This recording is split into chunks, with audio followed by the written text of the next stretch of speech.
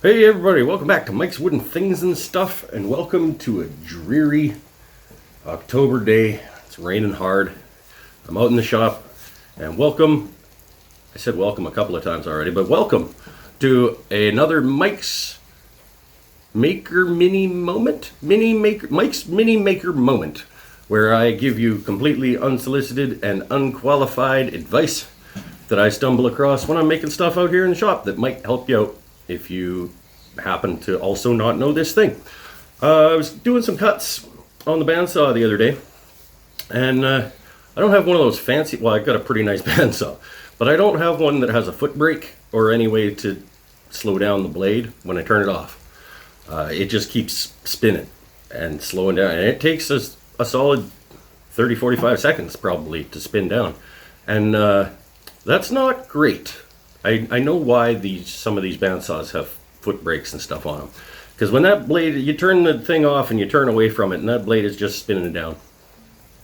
And you go on to your next thing, and maybe it's 15, 20 seconds later, you turn around, that thing's still actually spinning down. And if you not, sometimes we lose focus. If you're not paying attention, you could touch that blade while it's spinning down, or something bad could happen. Let's just leave it at that.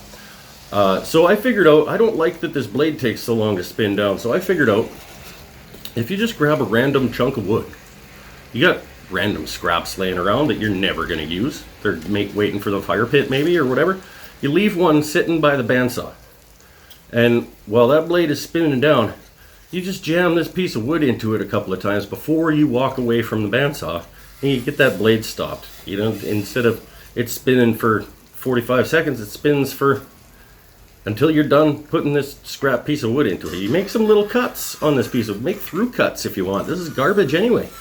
But most of the time you just kind of like put it in slow. That blade doesn't have any actual energy left other than the inertia from the wheels. You're not putting any more in. So you can slow down a blade with a couple of pushes into a piece of wood that you've got sitting beside the bandsaw. Get that blade stopped before you walk away from the saw, because bad things can happen. You don't know. All right. Anyway, that's it for today. Thanks for watching. Grab a chunk of wood, leave it by the bandsaw. Put a little hook on it in the wall or something beside. Or maybe not a hook, because then you can't grab it real easy. But, just leave a scrap of wood sitting somewhere nearby that you don't care about. Like this piece of plywood. Thanks for watching. See you next time for another Mike's Mini Maker Moment is what I'm calling these, I think. I'll get it right one of these times. Bye for now.